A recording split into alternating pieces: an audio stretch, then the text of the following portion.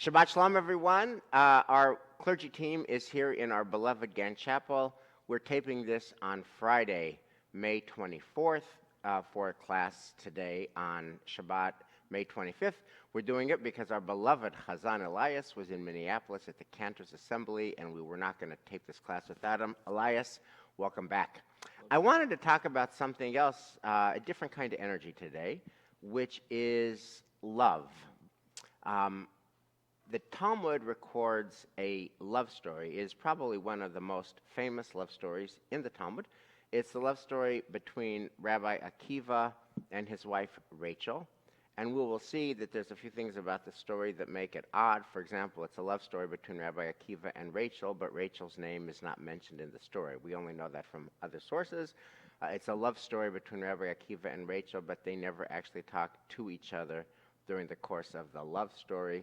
And it's a love story between the two of them, but they are actually in different places for 24 years and never see each other. Because Rabbi Akiva starts out not as Rabbi Akiva, but an untutored shepherd, Akiva, and his wife, who is nameless, is the agent of change, and she drives him to be the best version of himself, and she encourages him to go to the yeshiva and to stay there and to go back again and stay there for the 24 years. She makes Rabbi Akiva Rabbi Akiva.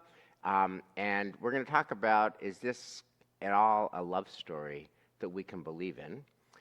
There's a couple of codas that shed different lights on this story. That's part one of our conversation. The second part is it kind of raises the question about moderation and extremism. We've often heard people say moderation in all things. And moderation in all things, there's actually a text in the Jewish canon for that. That's from Maimonides in the Mishnah Torah. He has an entire piece of teaching about cultivating the mean. Don't be too angry, or don't be so unresponsive to anger. Be in the middle. Don't be so generous that you give the store away. Don't be so ungenerous that you never give. Give in the middle. And I'm trying to figure out, we'll talk about Rabbi Akiva's story seems to be about extremism, 24 years in the service of something good. And Maimonides, the greatest medieval sage, seems to suggest we want to shoot for the mean, not for the extreme. We're going to talk about both of those texts and what they say to us today.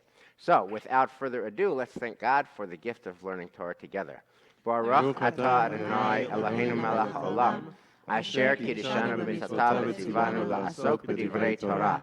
V'harevna Adonai Eloheinu et divrei Toratcha b'finu u'b'fi amcha beit Yisrael. ונהיה אנחנו וצאצאינו וצאצאי עמך בית ישראל, כולנו יודעי שמך ולומדי תורתך לשמה, ברוך אתה אדוני המלמד תורה לעמו ישראל, ברוך אתה אדוני אלוהינו מלך העולם, אשר בחר בנו מכל העמים ונתן לנו את תורתו, ברוך אתה אדוני נותן התורה. So what I want to do for the Rachel and Rabbi Akiva story is just read it slowly, as Shai Held has instructed us to do, and just we'll stop and comment. And I guess our lenses will be, what does the story mean in its own time? What does it mean to us in our time? So, Rabbi Akiva was a shepherd for Ben Kalba Savua. So Ben Kalba Savua means the son of a satisfied dog.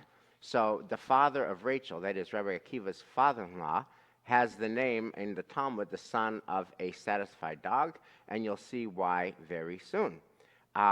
So this daughter of Ben Kalba Savua, Rachel, but not named in the story, saw that he was modest and of fine character. She asked him, if I become betrothed to you, will you go to the academy to study Torah? He said to her, yes. He betrothed her in secret, and she sent him away to the academy. That's part one of the story. Colleagues, what comes up for you when you hear just the act one of the story? I don't know. I want to bring it very quickly and shortly to a personal story. For some paper issues that we had when we immigrated to America with Lorena about the green card and everything, Lorena and I lived for 2 years in different cities. She was in New York, I was in Boston, and it was very hard, super hard. And I don't know how is that sustainable when you send somebody away and you want to keep a relationship and you are in love, supposedly, when you're in love. So you and Lorena were in different cities. For how? You were in 2 different years. for 2 years. 2 years. And we had 2 houses. And I would go on Wednesdays. And where were you and where was she? I was at Emmett. And where was she? She was at Rockefeller University in New York City. Wow. And then so I would go there on Wednesdays, my day off. Occasionally I couldn't go because of a funeral or something like that. It was very hard. Wow. I found this to be actually a very empowering story for Rachel. The idea that a young woman would see someone whose character she was drawn to, be able to encourage and inspire him to bring out his best and say, I mean, basically what she's saying here, without her parents being involved, is I'll wait for you. And so I think this is not so much the story necessarily yet of a marriage built on distance, but of a relationship built on investment in each other. So I just want to say, you know, my daughter's favorite word is the word enough. That I'm enough as I am, that you're enough as you are, that we're enough as we are, that she's enough as she is. And it strikes me just on that point, Michelle, that Rachel is saying to Akiva, I'm falling in love not with you as you are. You're actually not enough as you are. I'm falling in love with you as your potential. Whereas the person that I really want to marry is not the Akiva that you are now. I want to marry Akiva who's just going to crush it as a sage of the Talmud. And I believe in that. I believe in your character. I believe in your capacity. But I don't want to actually, I'm falling in love with the potential you, not you. You're actually not enough as you are. What do you think about that? Okay, or we can put it in the context of the time, Right. in which case if he went to go and ask her hand of her father as the simple man out in the field, the answer would have been absolutely no. Yes, so let's go there because we'll see. And this is just so powerful. When her father heard about it, that is, that they had been secretly betrothed, he threw her out of his house and made a vow prohibiting her to benefit from his possessions. Okay, so I just want to pause there. They don't say a lot about it, but he throws her out. He tells, he prescribes, he forbids, etc. Can I just say it never works well for parents to tell, to prescribe, to say if then, to draw these kinds of lines. And I'm wondering what comes up for you when you hear about, I mean, hence, by the way, that is why his name is Kalba Savu, a satisfied dog, that he just doesn't deal with people. He issues edicts and threats and punishments, doesn't actually listen, doesn't actually see. And what's so powerful about it to me is it just doesn't work. Parents don't get anywhere by trying that. What comes up for you when you hear this little exchange about parents and children, father and daughter? The opposite side of the love story, a father throwing their daughter out. Maybe he's trying to deliver some kind of a message, but on the other hand, and help her. But to me, that seems like 100% unacceptable. It's like basically saying I don't really love you. I don't love you enough to be able to work with your situation, and we don't even know where the mother is in this whole thing. I'm not sure of the story, but it seems to me that this is someone doesn't really love their child enough to say yes. I get where I don't really get where you're coming from, but I still accept you and I love you as you are. But so it's interesting to me. To me, this is a story of Rachel's power and clarity more than anything, because in the time of a Talmud, a woman went from her father's home to her husband's home, and she didn't have a say really in where she went or how she went or what her life would look like. And I think her father, what is his anger about? She took away his power. She took away his choice. She made a decision for herself without his input or even opportunity to comment. And it's also interesting for me because I read their love story not as like, are you enough? Like, do I love you as enough? I actually read it as like, I love you so much. I see you. I see who you are. I'm drawn to who you are, and I want you. And I also don't want my desire for you to get in the way of your life story, because I see what your life story could be, and I want, like, if we get engaged, I don't want anybody to know about it. And that's the part for me, like, if she said, like, I'll betroth you on the condition that you go, that would be different than what she says, which is, if we get engaged, will you still follow your dreams? Will you still do your life? And to me, that's just so powerful. And then what's missing in this story, which is that her dad throws her out of the house and makes a vow that she will never benefit from his money. And so we are to believe that she's destitute. Like, she has no income. She has no place to live. She has no, like, her mom certainly can't help her in this world. Her dad is the decider. And she's like that for 12 years. And what she doesn't do is say, hey, Akiva, you got to come back and take care of me. She figures it out. Yeah, so let's go with that. Rabbi Akiva went and sat 12 years in the academy. Okay, when he returned, he brought 12,000 students with him. This is kind of Talmudic likes, like what an influencer he is. It's like 12,000 likes. He became an influencer. And now here is where it's such an interesting piece of the story. As he approached his home, he heard a certain old man saying to his wife, "Until when will you lead a life of living widowhood?" That is to say, how long are you going to not live in the same home? How long are you not going to share the same bed as your husband? She answered him, if he would listen to me, he would sit in the academy another 12 years. Hearing this, Rabbi Akiva said to himself, I am acting with my wife's permission. He went back and sat another 12 years in the academy. Now, this is a piece of the story that is so curious to me, that they've been away from each other for 12 years. He comes close enough to his wife that they can overhear the same conversation, and they don't talk to each other. She doesn't talk to him. He doesn't talk to her. They don't actually encounter each other, even though they're away 12 years, so close and yet so far. And he reasons from, like, a Talmudic thing, oh, she wants me gone for another 12 years. Okay, I'll go. And he goes on the basis of that thin reed without a direct conversation. I don't understand that, so can you explain? Well, so here's the thing. That's where the 12,000 likes, as you call them, I think matters, because there's no way you're sneaking into town with 12,000 students. Like, that's just not a thing. And if he's getting close enough to her, for her to for him to hear her talking, to having this conversation, then she sees him, and they actually have this dynamic. And so what I would say is, the story of their love is bitsniah. The story of their love is in secret. And so it feels very much like a wink. Like, if you're staging this, you have these two people on stage and 12,000 people come up, and they get close enough, and she sees him, and she's like, you know what? I would let him do it. Like, I would have him follow his dreams for another 12 years. And he's like, okay, sounds good. See ya, honey." Sarcastically speaking, Yeah. she had a lover. He was her lover. Why? Is there anyone here who thinks this is crazy?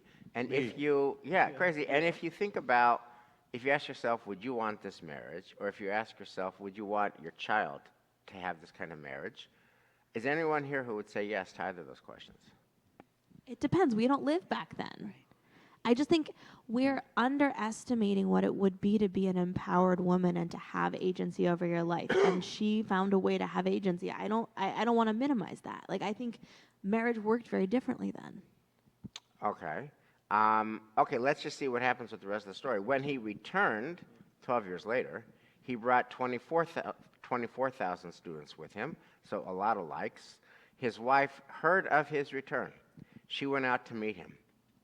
Her neighbor said to her, borrow some suitable articles of clothing and dress yourself. To your point, she's destitute, right? She lives in rags. And then she said to them, a righteous one knows his animal's soul, right? So, which the commentary makes clear is that she's saying that her husband, the righteous one, knows his animal soul. That is, knows that that she is poor because she is sacrificing for him, that she is living without her father's resources. She's living without the income that he brings in because he's a yeshiva student. So my beloved husband knows that I'm dressed in poor clothing because of the sacrifice I'm making for him. Are you not revolted by this verse? I want to bring up something. Well, no, can I just ask my female colleagues a question? Are you not revolted by this verse? So to me, this speaks a lot more to vulnerability, that he will see my vulnerability and what I have sacrificed and how much I have believed in him and his vision, and he will understand this as an act of love and return to reciprocate that love. Can I ask a question, everybody? Yeah. So one thing that struck me a little further up was his answer when she says that I would send him again 12 more years. He doesn't say 12 years was enough for me. I want to spend time with you. I want to be with you. I want to create a family. He says, oh, I have my wife's permission to go back. So one possibility of the conversation is he more interested in the likes than in true love? Yeah, and by the way, and that question precisely is like that's such. If you take this story seriously, not literally, but just seriously, it seems to say that extreme devotion in the service of a sacred goal, that is 12 years plus another 12 years, is so worth it because the goal is so sacred that I'm going to be that devoted in order to do it. Now, and when you think about modern analogies, and I get your point of that it's hazardous to try to transpose, 2024 onto a text that's from the year, Rabbi Akiva was around the year 200, or 135 rather. So I get that time warp problem, but when you think about modern examples of this, think about a young married couple where one of the partners is an intern or a resident, and they have, maybe some of the laws about how hospitals operate have changed recently to make them somewhat more humane, but even so, interns, residents are spending 24 hours, 36 hours, 48 hours away, and then they finally come home after their hospital shift and they just fall asleep because they're exhausted.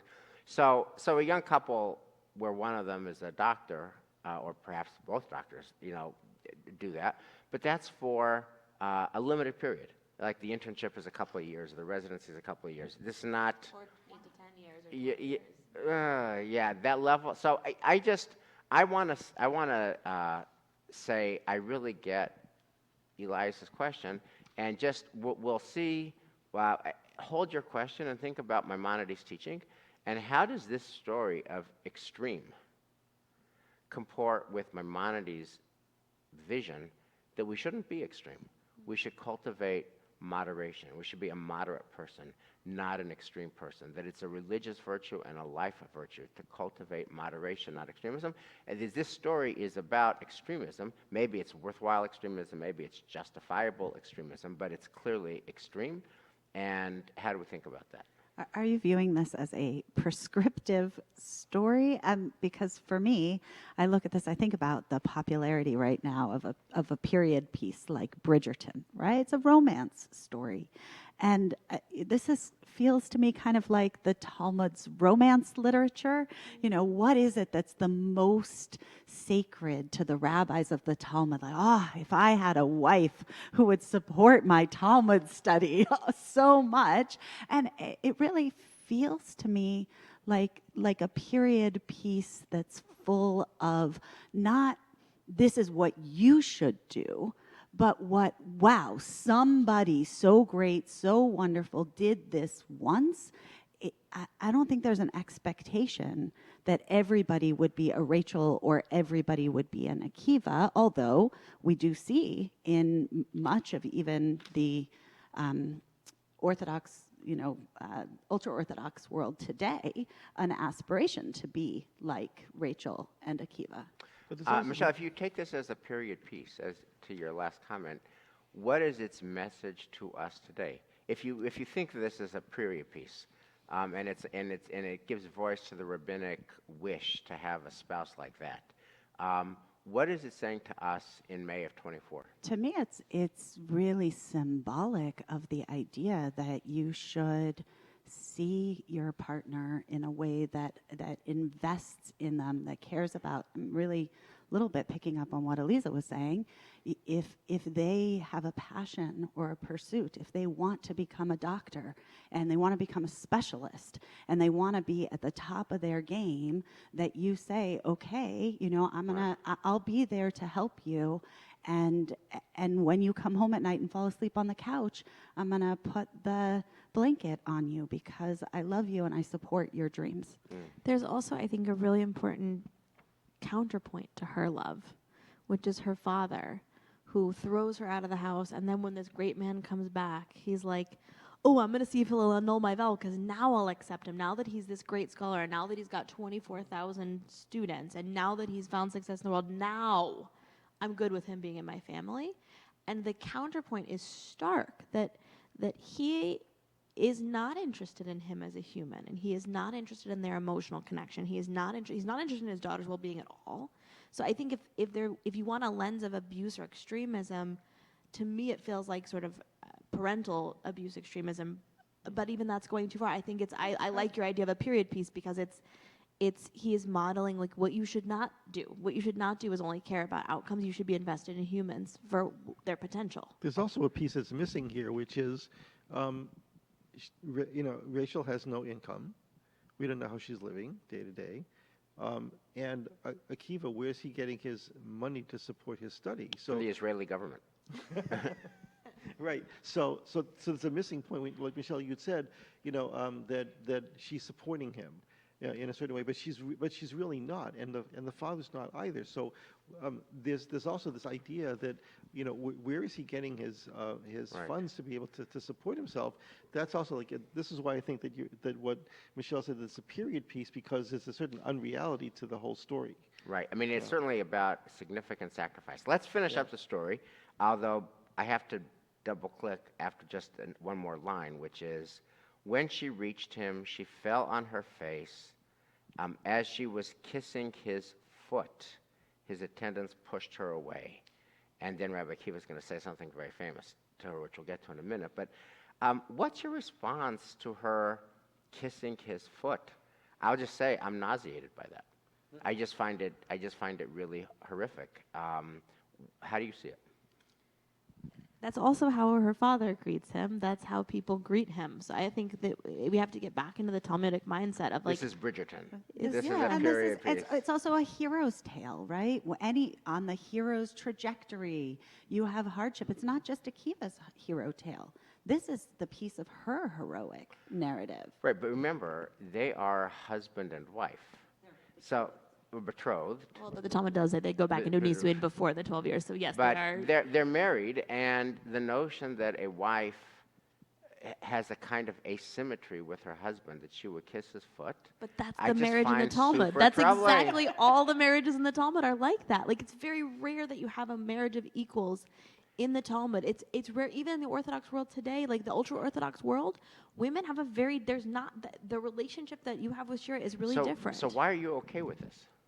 You're okay with this because it's Bridgerton, not reality. I'm not.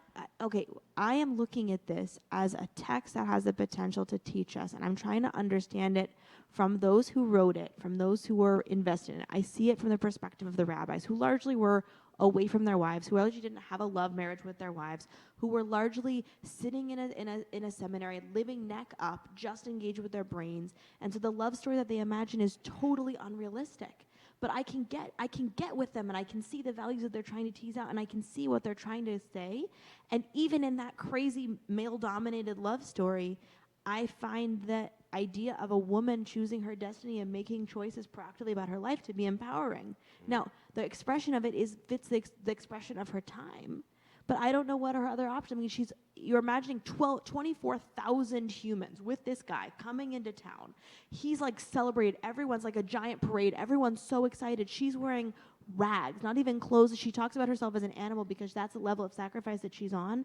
And you can't you're the theater director, you're movie director, and you're screening this. Like, how do you have her come up to him? She's like, he's not gonna run up and like embrace her in front of everybody. I mean, they don't do that back then. But also, like, how is she going to come up? She's like, oh my God, you've become the incredible hero that I thought you could always be. I'm in awe of you. Wow. Okay, so let's just see what happens next. I love life because it's always surprising.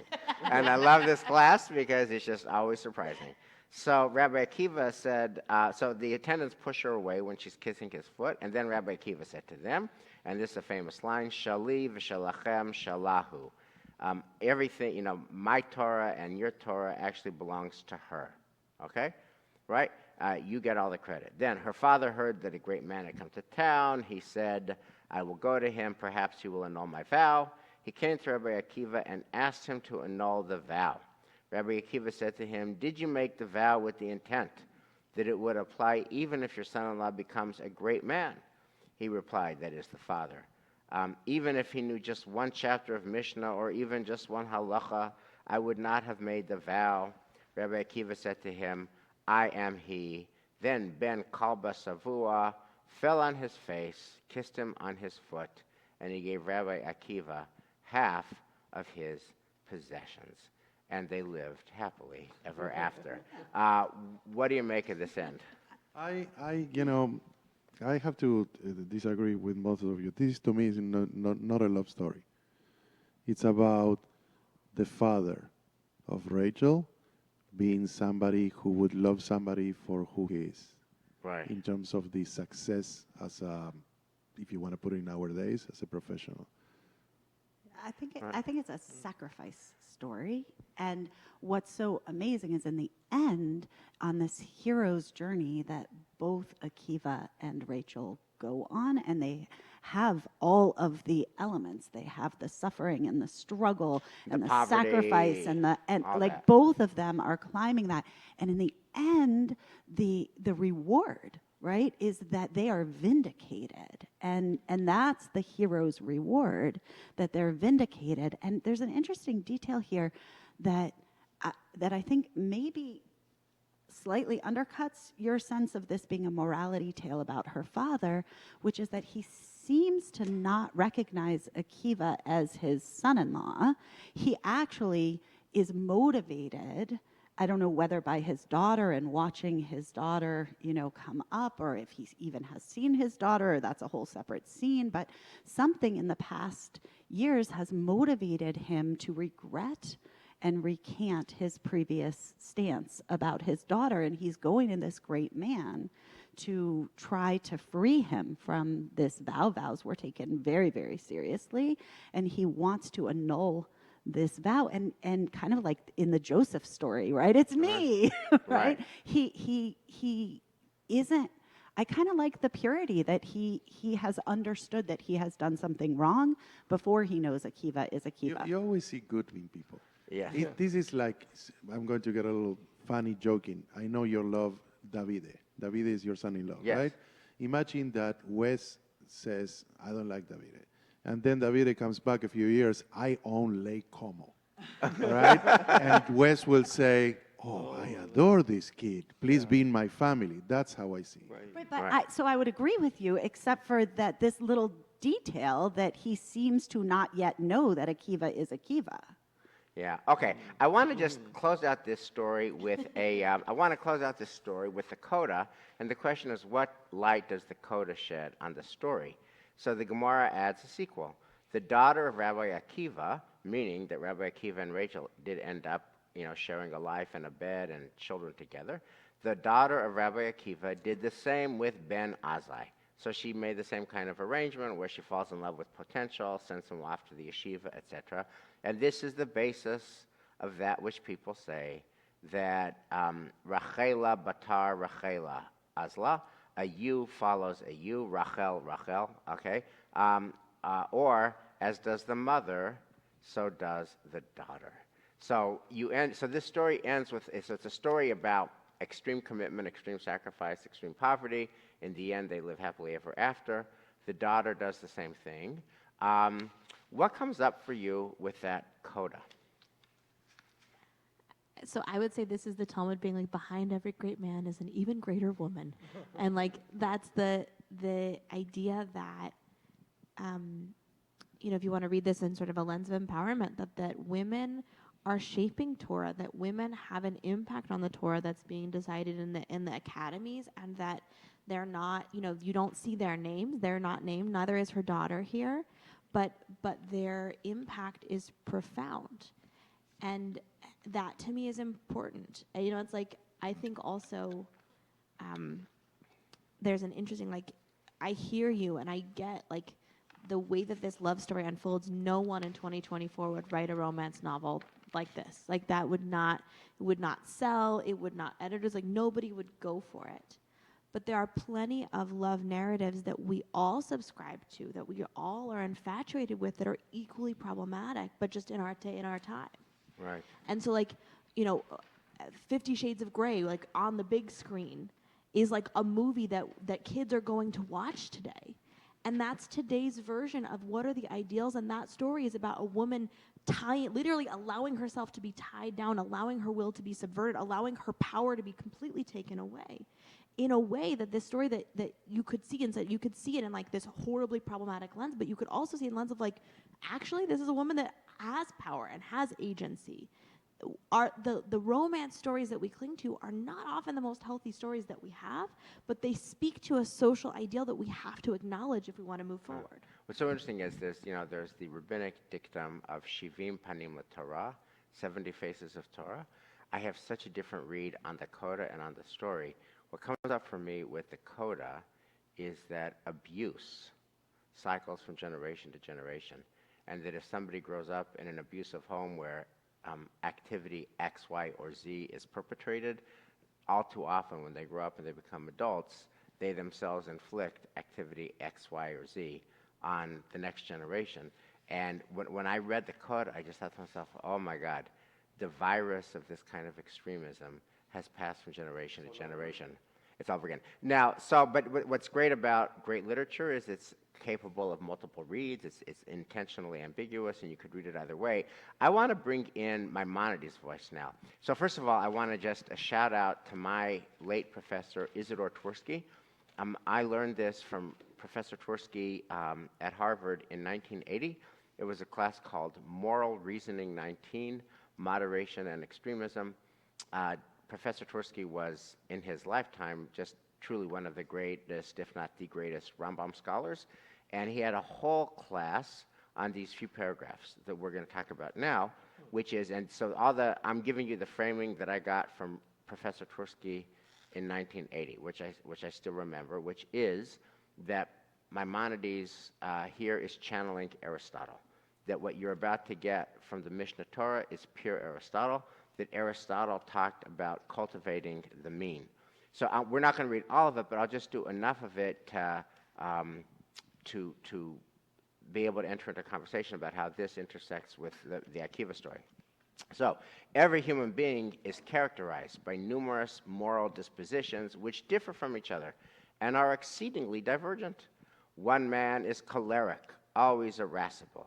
Another sedate, never angry. Or if he should become angry, is only slightly and very rarely so. One man is haughty to excess, another humble in the extreme. One is a sensualist whose lusts are never satisfied. Another is so pure in soul that he does not even long for the last few things that our physical nature needs, etc. So in other words, people are extreme in lots of different directions. And then he says, between any moral disposition and its extreme opposite, there are intermediate dispositions, more or less removed from one another. In other words, some people could be not super generous or super parsimonious, but they could be in the middle. And then the Rambam says, to cultivate either extreme in any class of disposition is not the right course, nor is it proper for any person to follow or learn it. If a man finds that his nature tends or is disposed to one of these extremes, or if he has acquired and become habituated to it, he should turn back and improve so as to walk in the way of good people, which is the right way. And then he goes on to say, in other words, cultivate the mean. The right way is the mean in each group of dispositions common to humanity, namely that disposition which is equally distant from the two extremes in its class, not being nearer to the one than to the other. And he goes on to say that that is God's way. I'll just one more verse, which is, we are bidden to walk in the middle paths, which are right and proper ways, as it is said, and you shall walk in his, God's ways. And then the Rambam goes on to say, let's say that you're the kind of person who never gives, like you're hit up for worthy charities and your wallet's always closed. The Rambam says if you wanna end up being kind of in the mean, not so stingy, not so generous. So the way you cure your problem is you give too much. Give too much, and in the end, that will bring you to the mean that you want to cultivate. And therefore, the end is cultivate the mean, moderation in all things. And if you find that you're too much in any direction, go too far in the other direction as a way to bring yourself back into the middle. So, first, what do you think about Maimonides' prescription about moderation in all things? And how does that land? By the way, I note that we're living in an extreme time. It's a time of great extremism. So how does Maimonides' call to be in the middle land for you? And then, once we've talked about Maimonides in his own context, we'll apply it to Rabbi Akiva and Rachel. I love the contrast between the two because, in the first story that we read, it seems to indicate that Maimonides is wrong because greatness, well, if you want greatness, you need extremism. Any great athlete, they're the ones that are the first ones there and the last ones there, and they, Right. we talk about if you want to be that great specialist as a physician, you have to go above and beyond. You have to be extreme. So the question is, do we want our lives to have greatness, or do we want our lives not to have greatness? We want to have great people or not great people. But on the other hand, my mind is also saying that we all are born with different dispositions. Some of us are born to be extreme, and will give us greatness, and the greatness may not necessarily be for the good. But there's going to be some. I sort of think like with the Harry Potter novels. For example, that he who shall not be named, whatever. He was great because he was extreme. And we also have the greatness on the other side of it. But I think that extremeness is something that can be innate and can be for the good or for the bad. But if we have a sensibility that we want to be only in the middle, only in the mean, then we may not be living our best lives for ourselves, and may not be living a life that will be that can be helpful, for other people as well. If I hear what you're saying, greatness in any field requires more than just modest commitment or moderate commitment, and so that moderate dooms you to a life of mediocrity because you don't put in the oomph, the energy, the intensity to really shine that greatness demands. I saw an experiment that could apply to any of us. When somebody asked another person, what would you like to be remembered for? That you were a successful professional, or that you were a wonderful human being and you were loved by everybody? Most people will say the second. But the second question in the experiment is, ask the same person, how would you love yourself more? If you are just a good person, or if you are just a great professional? I, for example, my own example is I love what I do, and I enjoy, being here. And if the only thing in my life I would have is just that I'm a good person, so you need certain ambition. So it sounds, Elias, like you share Dan's skepticism about Maimonides' prescription of moderation in all things. In other words, when you're doing your music, you're here Wednesday nights, all nights, like trying to get it just right. When you're working with your choirs, everybody's putting in all kinds of hours. You're working immoderately in order to achieve greatness. So anyone want to make the case for Maimonides? We have two reactions against it. Elisa? I love Maimonides. And I think it's right. I think there's a time and a season for extremism. and there's a time and a season to come back to center. And that's my deepest prayer for our world, is that, I mean, that's something you can look in voting records in this country. Our country tends to swing left, and then it swings right, and then it swings left, and then it swings right, and we sort of like go always back and forth, back and forth, back and forth.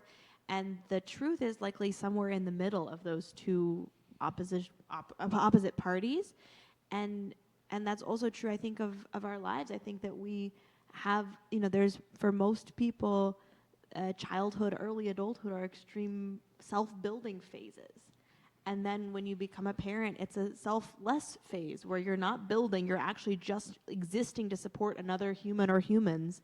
And all of your life energy goes to raise that person up. And then what it looks like is in retirement, you get some balance back between those two. I'm wondering why you say that. So I think he's right. And I think it's both to say, when you find yourself in an extreme place, I think as a physician, his idea of like medicine is to counteract that, to bring yourself back to balance. And so what is that? If you're in an extreme self-building phase, that's like, okay, now you need to go out and do some some other care. And if you're in an extreme other care phase, like, okay, find 5 minutes to like do your nails. What is the phase that you're in, and how do you balance it? And I love this. I'll wait to do pairing with the story, but I just love this also paired with the Akiva story. I think it's so powerful. I think it's so interesting that his prescription for being moderate is to be immoderate, right?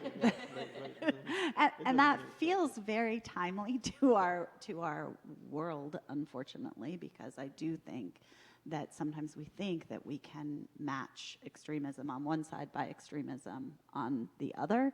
I'm mindful that we're in a room in a conservative congregation filled with conservative clergy, people who are really dedicating our lives to trying to help our community and our world find some middle ground in most things and find some way to take those extremes, to value them, to honor the passion that is inherent in them, and also try to balance them out with a sense of purpose, meaning, and most importantly, I think especially on the political front, in conversation, right? You can't, if we're so committed to only our extremes, then sometimes we can't sit with each other. And I think part of the process that all of us have dedicated ourselves to is to try to help the Akivas and the Rachels come to a place where they can be in conversation with the father-in-law, where they can find some sense of reconciliation, where we can find some path forward between extremes to a hopeful little place in the world that we could carve out to be one of hope, one of peace. I want to just close. I want to close by coming to this question of how these two texts interpret each other. Maimonides says, cultivate the mean, eschew extremes. And both Rabbi Akiva and Rachel are super extreme. He for going for 12 years and she for encouraging him to do it, and he for going another 12 years and she for encouraging it. And of course, it all ends happily ever after in this story. But what does Maimonides say to Rabbi Akiva? What does Rabbi Akiva say to Maimonides? And how does that dialogue or that creative tension land on us now? That's our last question for the day. I think that if would have read the Rambam first and then the Rabbi Akiva, I would say, wait, let's change. Supposedly I could change the story of the Talmud. I would say, okay, you, Rachel, go and move close to the yeshiva so you can have both a life together, where he comes home after studying, and then, he can continue his study. So it can be both. It not necessarily has to be one or the other. I love this text because I feel like this is their story. Rachel grows up in an affluent household where she has everything that she wants, and she has, her father is the satisfied dog. Like, creature comforts are the thing in her home. and she goes polar opposite extreme to discomfort and to a very different life. And Akiva similarly grows up with nothing and is a shepherd and is really, under the elements, and he picks a totally radically different life. And the two of them go to these opposite extremes from where their point of origin is, and together they bring each other back to center. And what's interesting, if you like the follow-up text, like the proof text for me, is the story of the Pardes, where Akiva is the one rabbi, the famous story of these rabbis that get lost in this orchard. And it's worth a whole other exploration, but he's the one rabbi that doesn't lose his mind, that doesn't lose himself or his life. He's able to stay centered and grounded, I think, because of this love and because of coming back to his core. And, as the proof in the text itself, at the end, they get half. Yeah. Right? So I think the story itself kind of gives its own answer through that. And in our world today, I think that the prescription of seeking a mean by overcorrecting actually may be exceedingly helpful, because most people, when you say to them, oh, just do the middle, they'll say, well, wait a minute, what about the passion? What about the drive that I bring? And the answer is that when you overcorrect, you can direct your passion and drive to bring you to a place where you have space to cultivate the values and the good deeds that one wants to cultivate in themselves. It's the practice of Musar. Thank you, Mr. Nesson. Any closing thought? Yeah, as we wrap up. I was thinking, one of the things that becomes evident is that what is old is new, and what is new is old. Nothing really changes. Kohelet was right, as you mentioned in your teaser. The idea that what's one of the watchwords of the 21st century? Especially for professional people that are in profession, is work-life balance or life balance. And so finding that it's evident in both of these stories. Finding that Maimonides is essentially, now I'm going to take back what I said and say I guess Maimonides is essentially right, because even though you go one extreme or the other, you have to find that life balance. And and Akiva and Rachel are right, because in the end they find their life balance, but in a different way.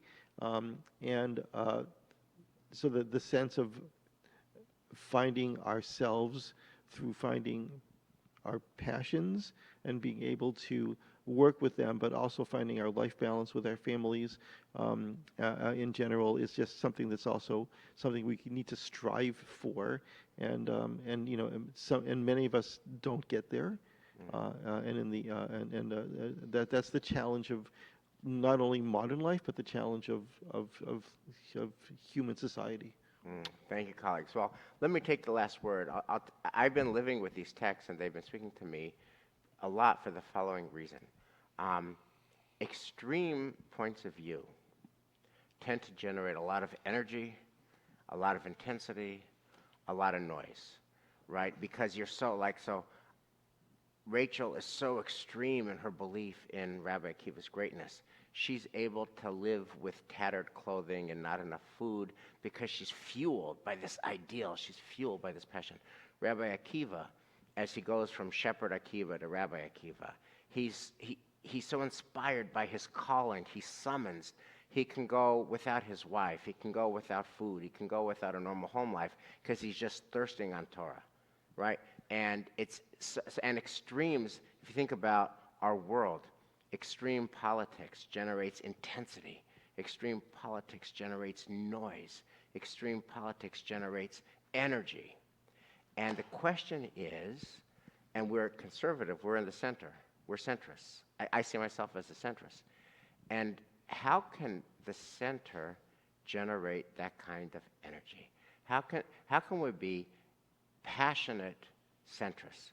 How can living in the center, trying to be open to all points of view, trying to bring differences together, how can you be loud and noisy and energetic and intense from the center? And that is the question and the holy work that emerges for me from these two texts. Shabbat Shalom. Shabbat Shalom. Shabbat shalom.